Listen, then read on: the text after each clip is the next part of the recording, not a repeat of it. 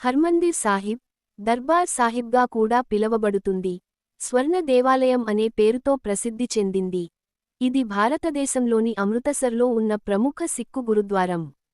దీనిని 16వ శతాబ్దంలో 4వ సిక్కు గురువు గురు రామ్దాస్ సాహిబ్ జీ నిర్మించారు. 1604లో గురు అర్జున్ సిక్కుమతం పవిత్ర గ్రంథమైన ఆది గ్రంథాన్ని పూర్తి చేశాడు. దీనిని గురుద్వారలో ప్రతిష్ఠాపించాడు.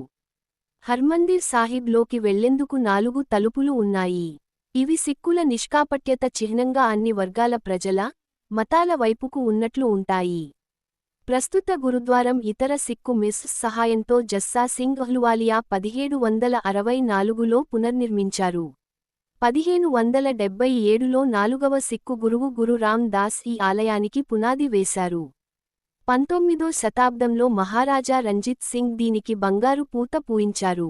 ఈ ఆలయం అమృత్ సరోవర్ అనే పవిత్ర సరస్సు మధ్యలో ఉంటుంది. ఇక్కడ కులమతాలతో సంబంధం లేకుండా ఎవరైనా ప్రవేశించవచ్చు.